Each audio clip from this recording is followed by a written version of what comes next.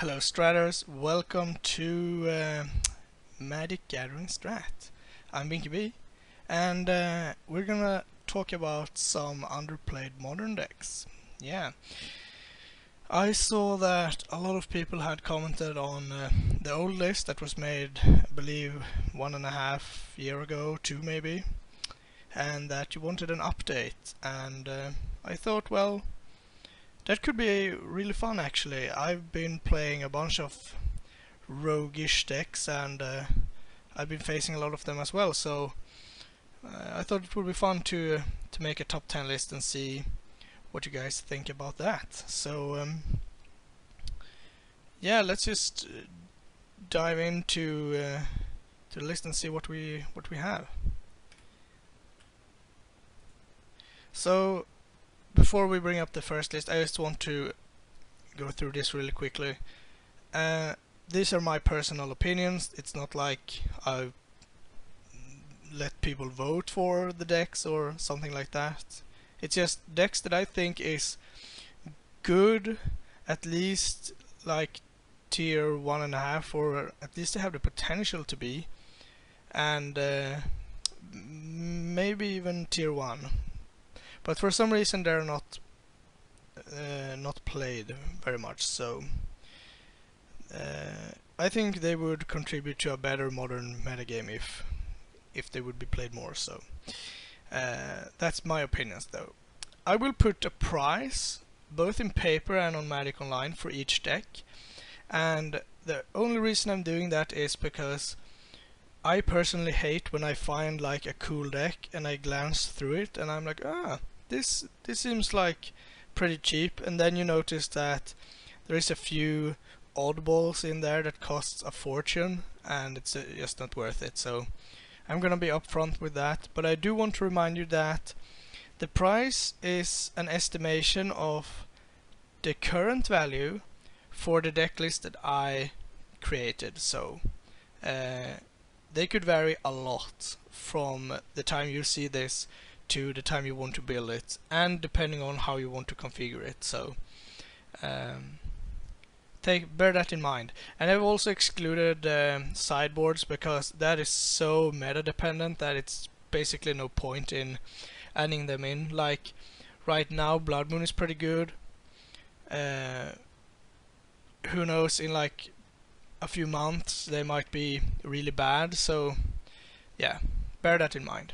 And I am going to make videos for all the decks on the list. I've actually already started, but one of them I will not be doing because yeah, let's just take that when we get there. So personal opinions, price will be there, but well, take it with a grain of salt. And there will be videos. It will be between 1 and 4 matches per deck. It all depends on how well I think the match plays out. I don't care if I lose. I just want to show what the deck is supposed to do and what it's at when it's actually working. So if that takes several matches, then so be it. So let's dig in with number 10. Heartless Summoning. I think this is a really cool concept that you can do so much with. And now when like Birthing Pod isn't in the format anymore and other good engine cards, Heartless Summoning could actually make some kind of impact, I think. I played it in Standard and it was a blast, and I think it's actually pretty good in Modern as well. The deck list I tried out was a pure combo oriented deck, but I'm pretty sure you can make a really good value deck as well.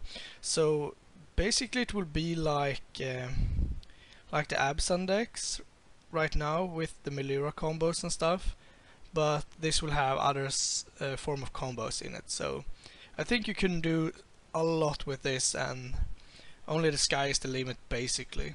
So in paper form it will cost you around $500, and online 260 tickets.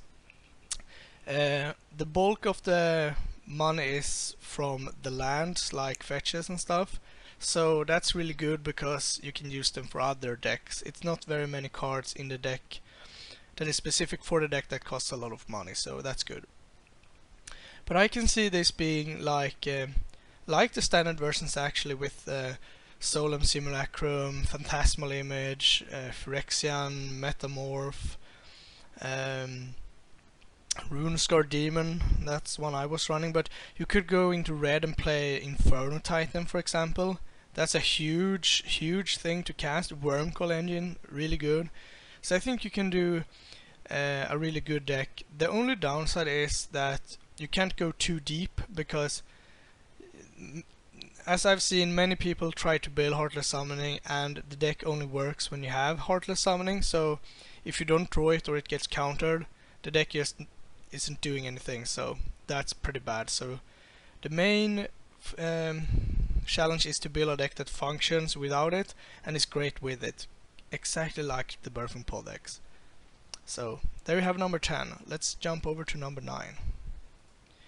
Polymorph.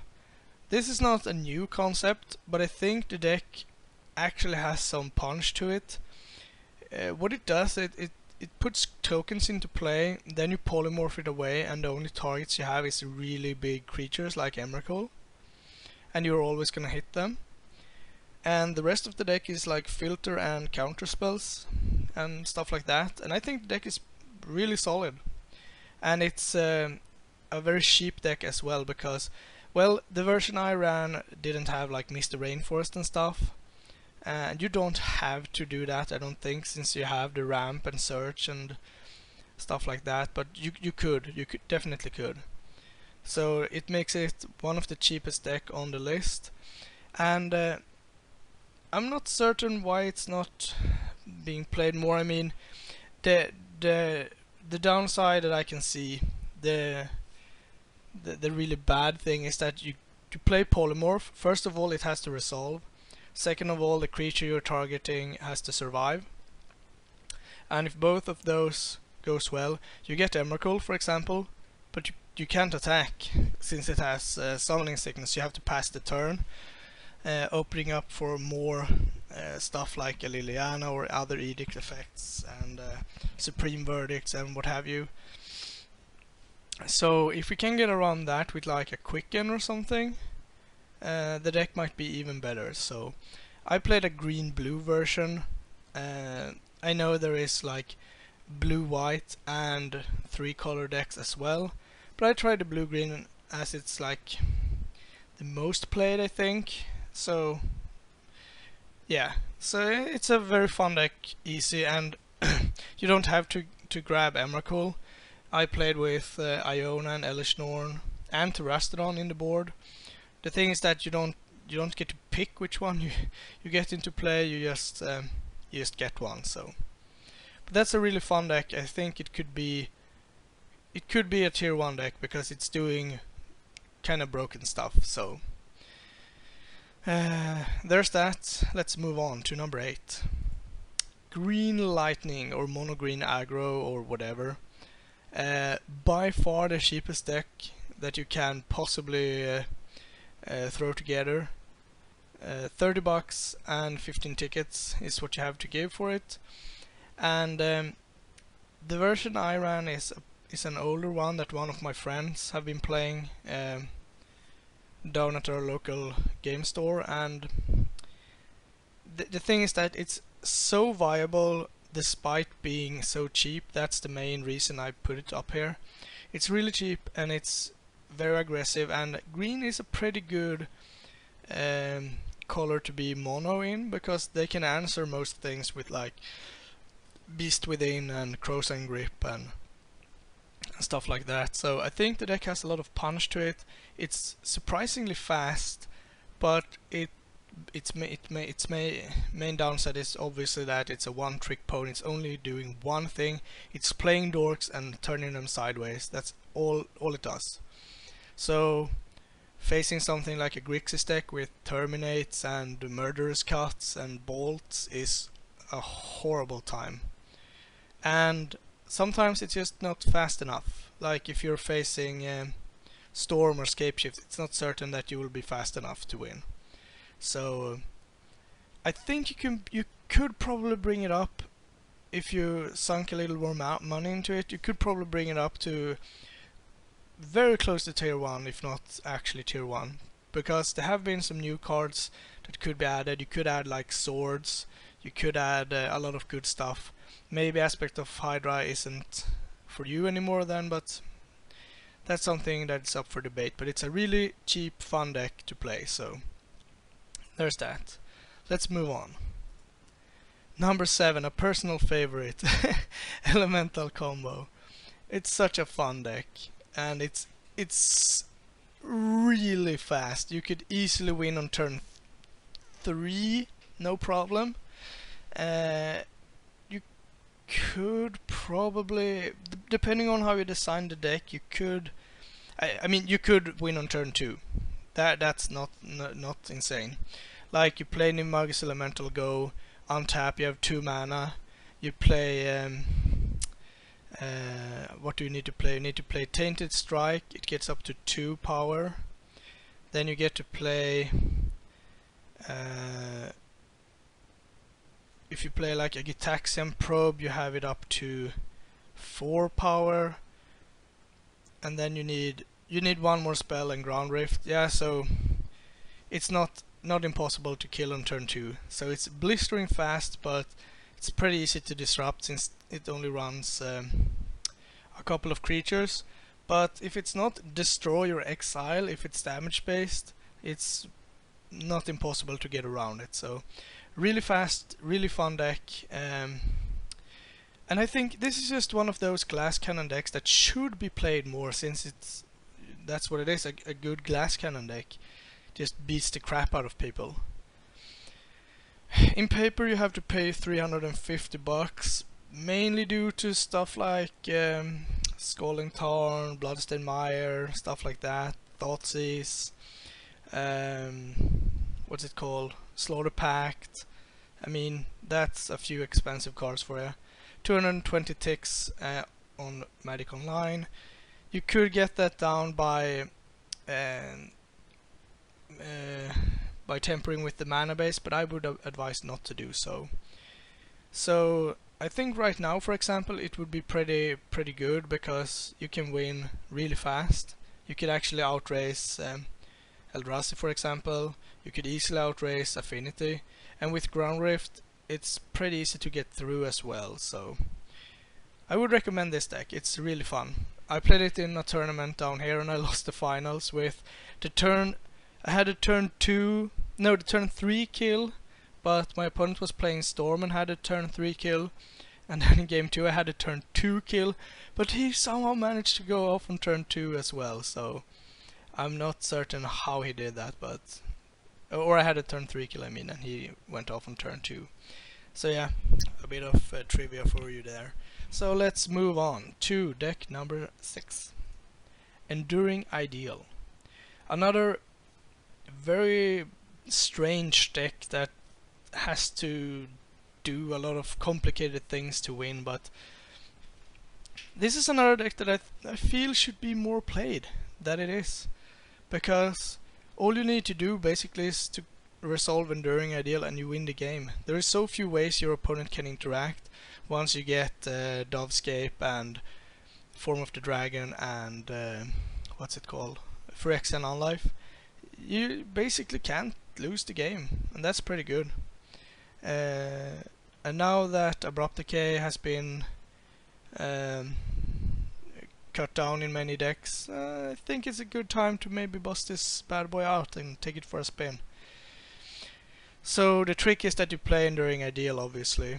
You get Dovescape that prevents non-creature spells from being cast, which means that your combo is pretty much safe. Then you get Form of the Dragon, which is a moat that kills your opponent.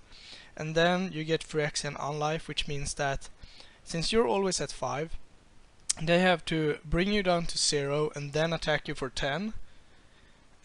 Otherwise, if they attack for like 20, you go down to -15, but it doesn't trigger the poison from Phyrexian Unlife, and then at each end step you get to go back to 5 life, so that's pretty good.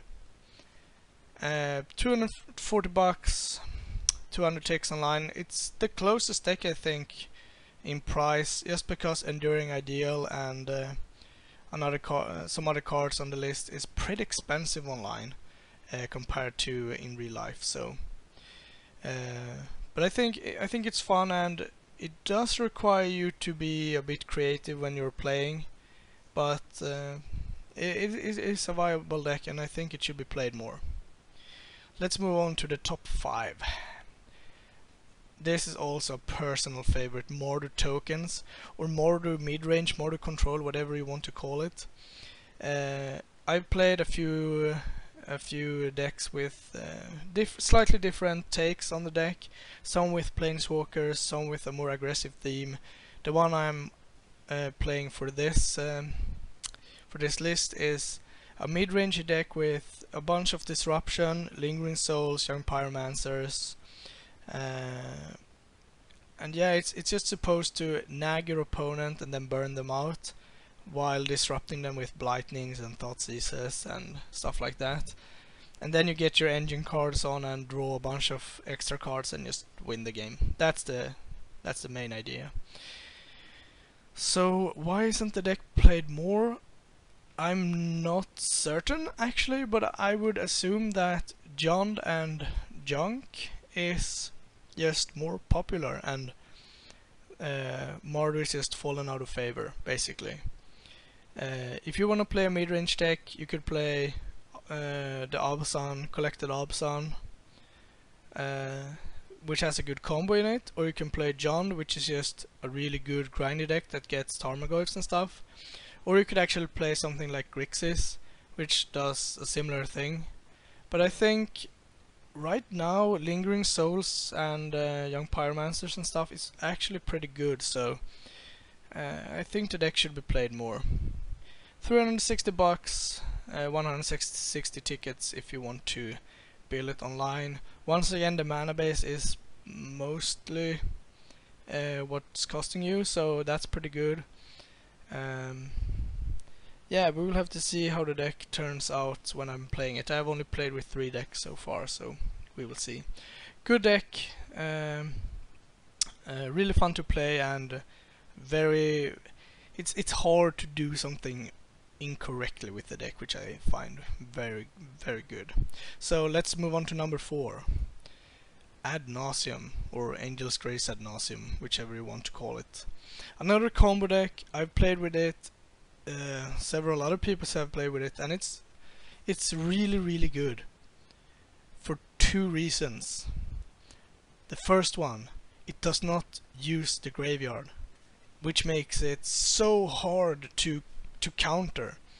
So if you want to interact with a combo deck, you have to either be in black for hand disruption, you have to be in blue for counter spells, or you can use cards that disrupts the graveyard. But this deck does not care. So yeah, and the second, let's just go through that.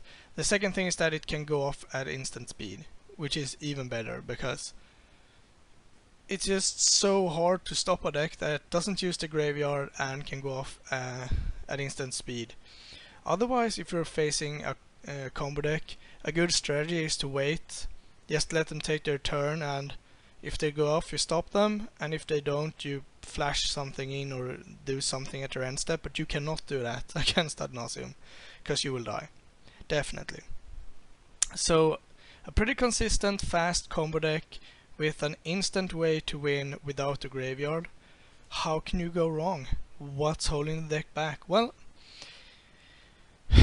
a big thing that has been going on for a while now is, first of all, Splinter Twin, which is a deck that can win at the same pace at Ad Nauseam basically, but with good disruption to boot.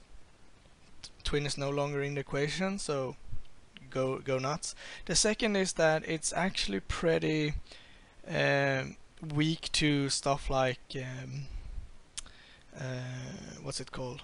Abrupt Decay and Disenchant effects, since it pretty much has to have Pentad Prism or Lotus Bloom to win, and it requires you, for example, if they destroy a Lotus Bloom in your upkeep when you cast it, you can't go off basically, unless you have those cards specifically and enough mana. Then you can go off at instant speed and don't care, but sometimes that's not possible.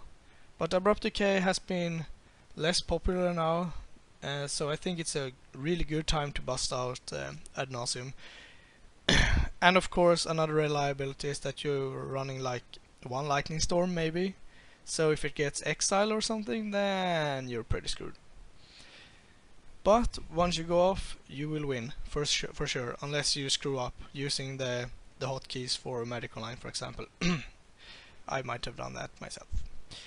280 bucks, 140 ticks online, pretty cheap, easy to win with, good deck overall. So yeah. Number 3, I think Elves.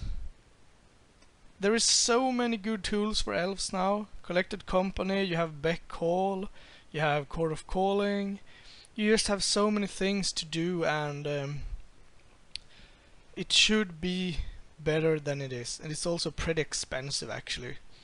And this is the only deck I won't be playing because I simply don't have a single card for the deck, and it's just way too expensive to buy, to play with for like 1 or 2 matches and then never play it again.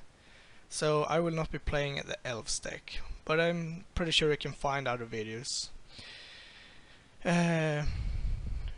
What can I say? It's fast, and it's actually better now than it was before because it's doing a couple of different stuff. First of all, they can like combo off if you're running Beck Call and just flood the board and win. You could run something like Collected Company to just outvalue your opponent, and most of the time you will just beat them to death with 2/2s and stuff like that. But you have Asuri to trample over. So overall I think the deck is pretty solid. Cavern of Souls helps a lot against counter spells. The only thing that it lacks, depending on what version you're running, is card value, I guess you could say. If you fall behind, it's really hard to get back. Even if you draw a Collected Company and hit 2 things, it just doesn't matter because 2/2/2s just doesn't do anything. So $420, pretty expensive, and 310 tickets, also fairly expensive.